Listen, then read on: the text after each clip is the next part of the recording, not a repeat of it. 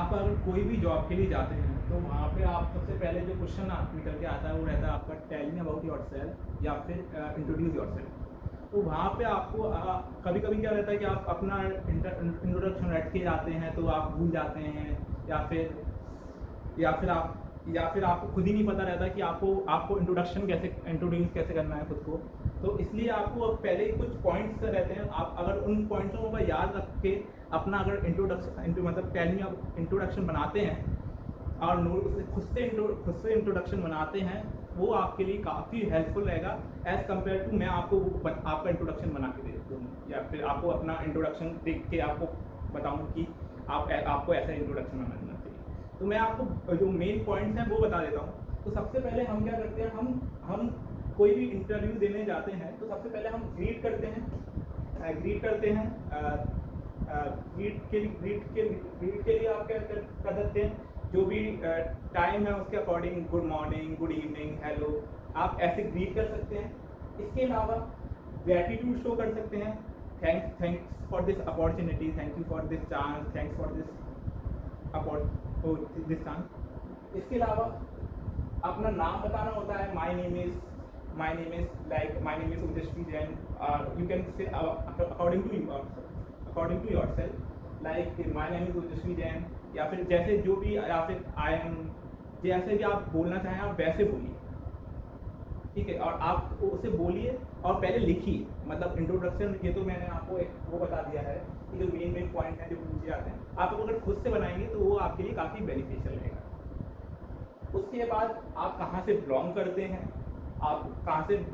जैसे मैं बिलोंग करता हूँ ग्वालियर से, और यहाँ से ही मैं बड़ा हुआ हूँ यहाँ पे। तो I am born and brought up in Gwalior, तो आई कैन से दैट। इसके अलावा इसके अलावा आपकी हाईएस्ट क्वालिफिकेशन आपको सबसे पहले बतानी होगी। आप कोई भी जॉब के लिए ये नहीं रहता कि आप अपनी सारी क्वालिफिकेशन बताएं, आपकी जो हाईएस्ट क्वालिफिकेशन है आपको वो बताना होता है, ठीक है।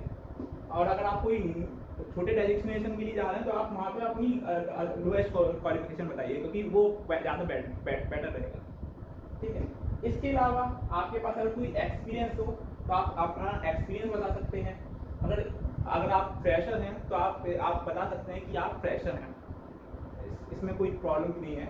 लेकिन अगर आप जो भी चीज़ बोलें आप कॉन्फिडेंस के साथ बोलें, अपने आप को कॉन्फिडेंस के साथ ही अपने आप को इंट्रोड्यूस करें। आपकी पर्सनैलिटी को आपको बताना पड़ेगा कि और जो भी पर्सनैलिटी आप बताएंगे कि आप कैसे हैं, वो उस प्रोफाइल के लिए सुटेबल होनी चाहिए। लाइक आप जिस जॉब के लिए जा रहे हैं उसमें ऐसी क्या डिमांड रहती है, तो उसके अकॉर्डिंग ही आपको अपनी पर्सनैलिटी बताना चाहिए। इसके अलावा आपको इंटरेस्ट शो करना पड़ेगा उस प्रोफाइल के लिए कि relevance interest according to the job profile. क्योंकि अगर आप कहते हैं कि आपकी जॉब सिटिंग जॉब है और आप अगर कहते हैं कि मेरे को ट्रैवल करना पसंद है एंड ऑल, तो ये आपको कहीं ना कहीं नेगेटिव पॉइंट लेके जाएगा, ठीक है। या फिर आपको कुछ अलग, आपको लोगों से मिलना पसंद है और आपकी जॉब में ऐसा है कि आपको किसी से नहीं मिलना, तो वो जॉब मिलने के चांसेस आपके काफ़ी कम रहेंगे। तो आपको वैसे ही बोलना है जैसे जो सामने वाला सुनना चाहता है, ठीक है। तो जैसे जैसे आपकी जगह अगर मैं होता तो मुझे हिंदी में अगर अपने आप को इंट्रोड्यूस करना है तो मैं बताता कि सबसे पहले गुड इवनिंग सर, या फिर गुड मॉर्निंग, गुड इवनिंग जैसे करके ग्रीट करता। उसके बाद मैं उन्हें शुक्रिया करता मेरे को ये अपॉर्चुनिटी प्रोवाइड देने के लिए। इसके अलावा मैं उन्हें बताता कि मेरा नाम ओजस्वी जैन है, मैं ग्वालियर का रहने वाला हूँ, मैं यहाँ पे ही पढ़ा हुआ हूँ। इसके अलावा मैंने बी किया है ऑटोमोबाइल में oriental institute of science and technology Bhopal से। इसके अलावा मेरा जो एक्सपीरियंस है, मेरा 3 से ज़्यादा साल का एक्सपीरियंस है काउंसलिंग में। बेसिकली मैं उन स्टूडेंट को काउंसलिंग करता था और बेसिकली सर्विस सेल करता था स्टूडेंट को जो बाहर देशों में स्टडी करना चाहते हैं या फिर इंडिया में ही स्टडी करना चाहते हैं, तो उन्हें गाइड करता था। इसके अलावा मुझे अपनी पर्सनैलिटी शो करनी पड़ेगी, मेरी पर्सनैलिटी कैसी है कि आई एम रिलायबल। अगर मेरी जॉब मेरे से क्या चाहती है कि अगर मैं बैंक में जॉब कर रहा हूँ तो वो क्या चाहेंगे, आई एम रिलायबल, कि मैं रिलायबल हूँ, मैं डिटेल चीज़ों को डिटेल ओरिएंटेड हूँ, मेरे पास पूरी डिटेल हो, चीज़ की डिटेल ओरिएंटेड हो। इसके अलावा रिलायबल हूँ, डिटेल ओरिएंटेड हूँ, और मेरे कम्युनिकेशन कैसे हैं, and I have good communication. ठीक है, कि मेरे कम्युनिकेशन स्किल्स काफ़ी अच्छे। कम्युनिकेशन बेसिकली वो नहीं होता है कि आपकी इंग्लिश कितनी अच्छी है। कम्युनिकेशन हमेशा वो होता है कि आप सामने वाले को कैसे आंसर कर रहे हैं, कैसे उसने किस लिहाज में आपसे पूछा है, आप किस लिहाज में आप जवाब दे रहे हैं।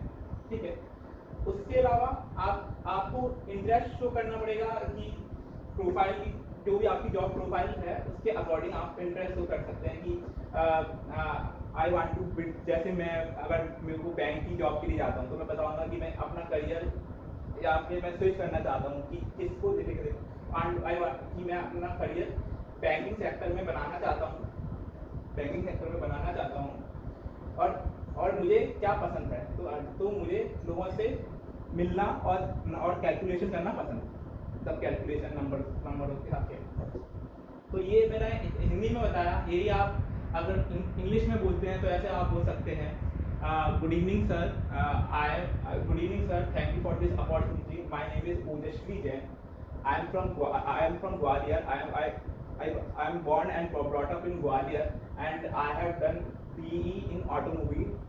I have done BE in automobile, and I have more than 3 year experience in counseling, where I used to sell the service to the student who want to do their study from India as well as abroad. I am a reliable, detail-oriented person, and have good communication skills. I love working with the people and number. तो ऐसे आप English में आप खुद का introduction बना सकते हैं, और आप वैसे ही बनाएं। मेरा सजेशन ये रहेगा, आप खुद ब खुद इन पॉइंटों को ध्यान में रख के अपना इंट्रोडक्शन बनाएं और उसे याद रखें, क्योंकि आप अपने हिसाब से चेंज कर सकते हैं। जैसे अगर आपको आप किस चीज़ में कंफर्ट हो, आपको अगर माय नेम इज में कंफर्ट हो, या माई सेल्फ में कंफर्ट हो, या फिर आई एम में कंफर्ट हो, जैसे भी आप जिसमें भी आप कंफर्ट हो, आप उसमें आप अपना आंसर रखिए। हिंदी में कंफर्ट हो तो आप हिंदी में आंसर दीजिए, आपको इंग्लिश में कंफर्ट हो तो इंग्लिश में आंसर दीजिए। ऐसा नहीं है कि आप कंफर्ट ही नहीं हो उसकी लैंग्वेज में और आप आंसर दे रहे हो। मेन चीज़ कम्युनिकेशन का मतलब होता है कि सामने वाले को आपकी जो बात है वो पहुंच जाए, समझ में आ जाए। ठीक है, और अगर वो अच्छे समझ में आ जाए कि वो उन्हें ऐसा ना लगे कि, और अगर इन केस अगर आपकी कम्युनिकेशन वीक, आपकी इंग्लिश वीक भी है, तो ऐसा ना हो कि आप में वो एक कैपेबिलिटी दिखनी चाहिए आप में कि आप वो सीख सकते हो, कि आप कोई लर्नर हो, आप आराम से सीखोगे, आप उसको लेके डेडिकेटेड हो।